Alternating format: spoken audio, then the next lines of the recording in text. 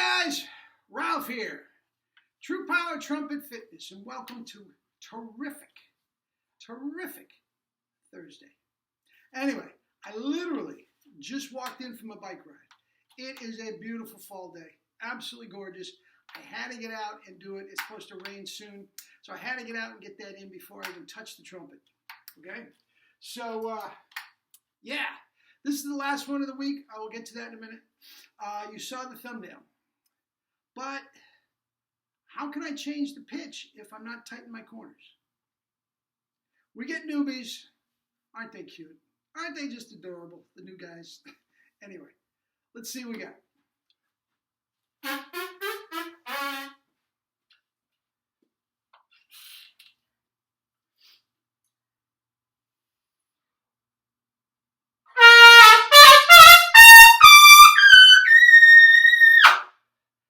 Yikes!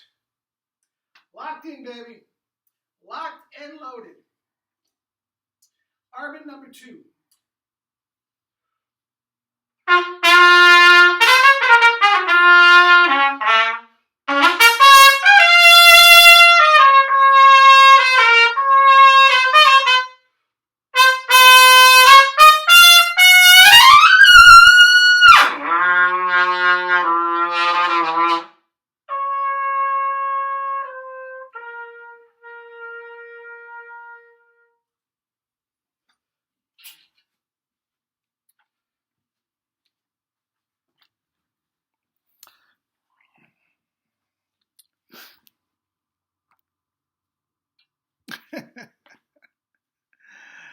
Anyway, incredible. You drinking your juice? I am.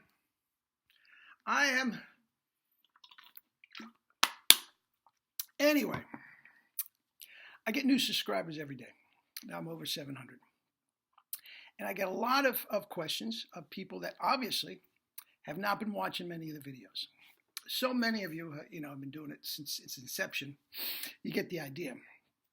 But there was a guy that actually called me on the phone, and we talked for a good half hour or so. And he wanted to know what it was all about. And basically, for the most part, I don't have a lot of time to talk on the phone, for the most part. It's very, very unusual that you get a hold of me on the phone. I prefer emails, number one. But usually I say, you know what? Watch a few more videos, see if it resonates you, and try it with your stuff.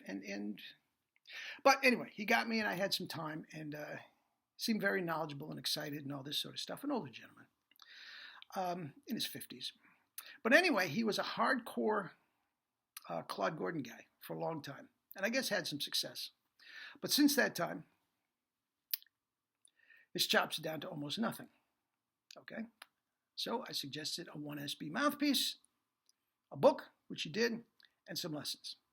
Well, he had some, and I said, with everybody, I say, if you have questions, the email is the best way to go. It's not the best forum, for me to explain stuff like that, but I can, give you tips via email. So he's been doing that. Not sure if he has it right, blah, blah, blah. But then he says, if I'm not tightening my corners, how in the world can I change the pitch? Typical Claude Gordon question. Now, I've been very, very complimentary of Claude Gordon. I really and truly believe, and I've said this before and I'll say it again, I think he was the closest to what Jerry's concepts were. I really do. But here's the deal. He knew that the tongue was the key. He just didn't do the right thing with it. Now, the tongue can take a punch. Strongest muscle in the body, many scientists say. I'm not so sure about that. We've talked about this before, but for sure, it is the strongest muscle of the embouchure.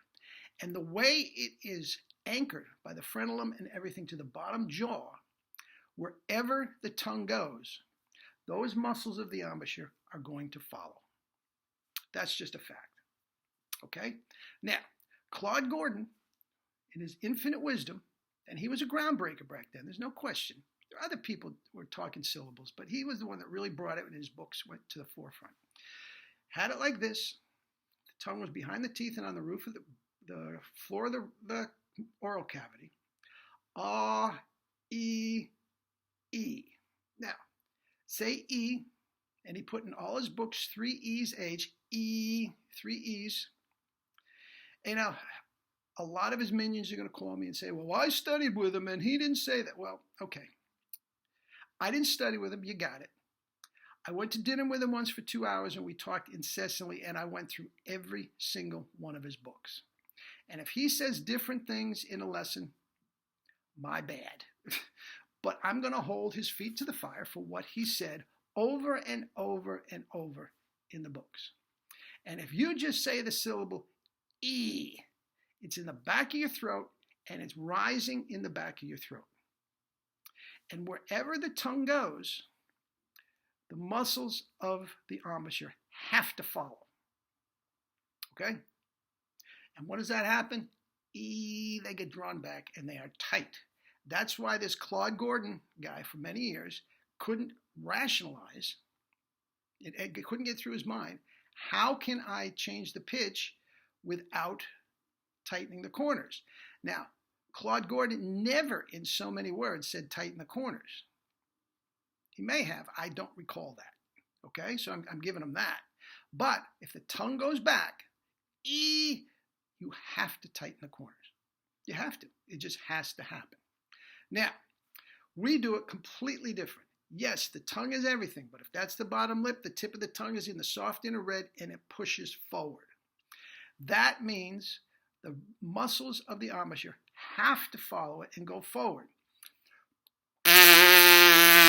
That's completely thick.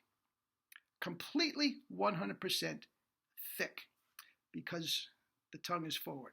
As I go higher, I flex the tongue muscle against the bottom lip, so the bottom lip flexes and the tongue flexes inside the mouth, which will make it expand. So it gets thicker as I go higher.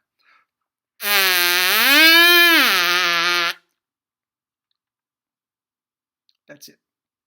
You are doing it with compression. You are not tightening the corners. Now, I've done this a zillion times, and I will do it again.